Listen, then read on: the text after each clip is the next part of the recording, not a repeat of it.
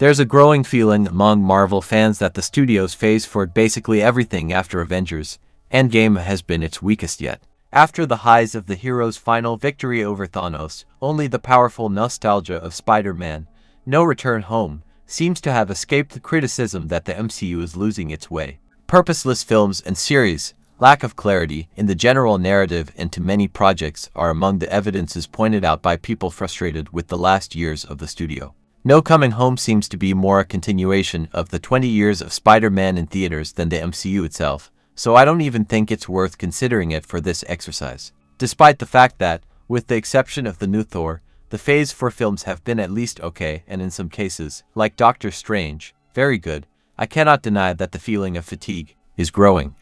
More than a judgment of specific productions, the overall feel seems to be directed towards the state of the universe as a whole. After the highs of 2018 and 2019, when Black Panther, Infinity War and Endgame filled movie theaters, gaining public approval and even criticism, the pandemic pause and the uncertain beginning of this new era shook the foundations of Kevin Feige's empire.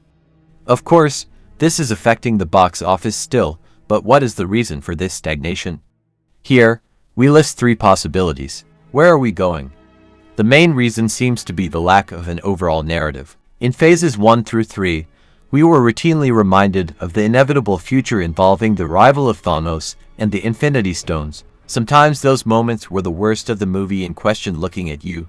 Guardians of the Galaxy, but like it or not, the bigger threat was there. Even the worst examples, like Thor, Dark World or Captain Marvel, served the purpose of directing us towards an endgame. This didn't save them from mediocrity. I would rank any phase 4 film above these 2, but it did help them gain an aspect of purpose.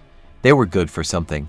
If that's why fans are frustrated with phase 4, then they need to recalibrate their reasons for going to theaters and start analyzing films on their own merits. However, this is also a consequence of the attitudes of Marvel itself, which often bet all its chips on fanservice, recognition, and references, leaving aside care with script, direction, and even special effects.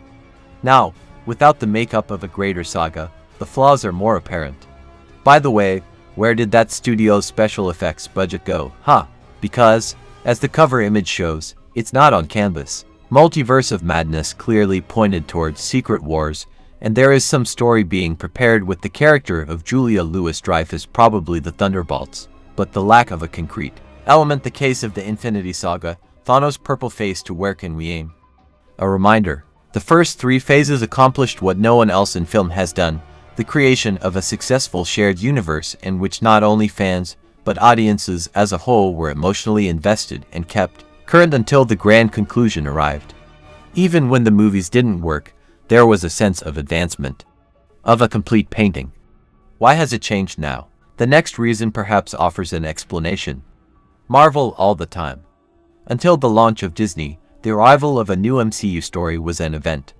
In fact, even with streaming, this has held true. WandaVision, Loki, and to some extent Falcon and the Winter Soldier dominated the spotlight during a year that was still very closed due to the COVID-19 pandemic, but then things started to fall apart. Again, it's not a question of box office, but of cultural presence. In that sense, the series seemed to be suffering the most. How many people outside the dedicated fandom do you see talking about Ms. Marvel or Moon Knight? And how much did you see with WandaVision and Loki? The event status is gone. There's Marvel all the time. It is no longer something special, which was expected and created expectations. Every hour there is a new movie or new series coming out, and look at that from 2023, Marvel Studios intends to release 4 feature films per year. Movies, so far, seem less affected by the rise of Marvel productions. Even the forgotten Black Widow remained present in the zeitgeist thanks to Florence Pugh. Eternals, here, seems the exception. But even these blockbusters are not immune to the other consequence of this factor. Before, despite the various characters and factors, it was possible to follow the grand narrative. The villain had a recognizable face again, purple.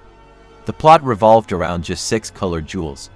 And even with dozens of heroes, 2 charismatic actors held the center. Now, Robert Downey Jr. and Chris Evans are gone, there is still no clear villain, and our attention is split between multiverses, Celestials, Thunderbolts, and Kang. We need to look everywhere, follow everything, but we're not getting answers. Given this, you'd believe that in exchange for the lack of focus, the MCU would be more diverse and weird, but the more things change, the more they stay the same. The repetitive eventually tires. You can bring new characters, go to new planets, and even visit other universes, but in the end, everything is still the same, and now old. Marvel. Self-referential and sometimes self-deprecating jokes, plots without major consequences, and fights between different colored rays made with computer graphics. Phase 4, so far, is full of origins and extremely beaten type of narrative, or passing the baton to a new generation brought successors that are basically the same version of known characters. If we're going to keep it that way, then different approaches, away from the formula, would be welcome. Something genuinely new. That's why Doctor Strange after Act 1 was so enjoyable for me. Sam Raimi's distinctive direction, with its iconic camera moves and the mix of horror and comedy he's known for, helped to take the film away from the sameness, so much so that it angered some fans. You know what I'm talking about. Eternals, for better or for worse, also had the look of its director, but Chloe Zhao's sensibilities didn't quite fit here. Oh, and WandaVision, at least before the last episode, deserves recognition. Perhaps these examples offer some hope. Maybe Blade makes good use of vampires, maybe Fantastic for his trippy sci-fi, who knows. But life post-Thanos should mean anything is possible. Of course, we'll have something familiar when a character like Captain America or Thor is in the spotlight, but Shanghai should really have been a martial arts movie. Black Widow could have been an espionage one. If we're going to have the same stories, origins, and the same characters, then let's push the limits of format, tone, look. It's still too early to scream crisis. Doctor Strange made almost $1 billion. Thor will please many fans and the world will stop for the new Black Panther. But in the intangibles of pop culture, Marvel doesn't excite quite the same. Maybe it's irreversible and inevitable after 10 years at the center, or maybe it never becomes something more problematic for the studio than articles like this one. Perhaps all this is just to shed a drop of blood. Or maybe it costs everything.